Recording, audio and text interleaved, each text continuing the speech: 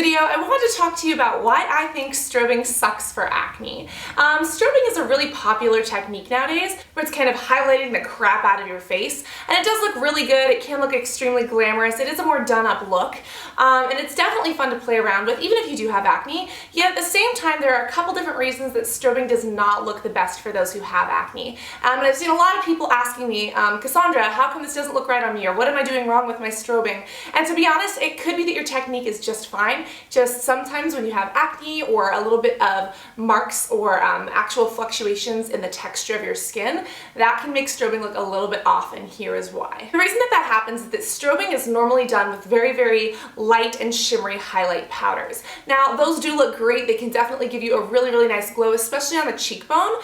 Usually on places like the top of the cheekbone or the nose, there aren't as many scars or pits or holes. And that is great because there's not a lot for pigment to settle into. But now if you have holes down here, or acne pimples, or if you have wrinkles or things like that, any kind of powder that's shimmery or chunky like that can really fill into those wrinkles, can really sit on top of those pimples and accentuate them. Especially when you don't have a smooth surface, putting a really shimmery kind of highlight over that can really accentuate the fact that it's not even. Now if you do have an even place like here on your cheekbone or your nose, that may be better.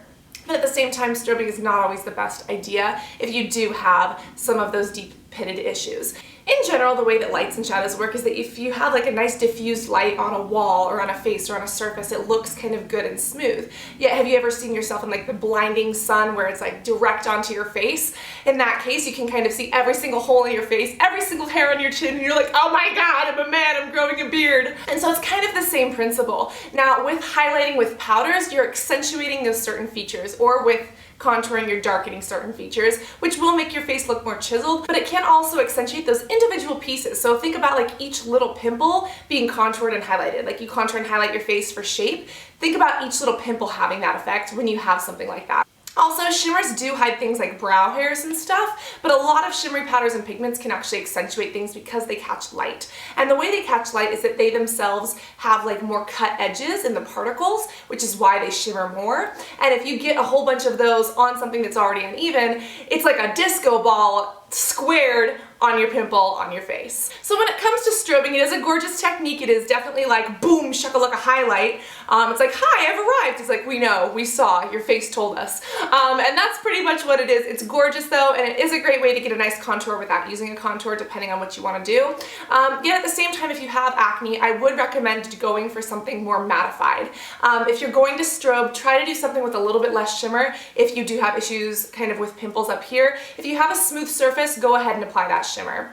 And also powders generally show a little bit less texture than a liquid, just like a plain liquid, especially if it's a thin liquid. If it's a thin liquid highlighter, it's probably going to show a lot of texture. If it's a little bit thicker, that may work, but it could also remove foundation. But my personal experience with acne is that powder, even if it is a shimmer, is usually the best route to go, because the powder does kind of pack into anything in the face and kind of help diffuse it, as opposed to being like a really sheer, silky or oily layer of a product that really just kind of shows everything. So that is why I think strobing sucks for acne.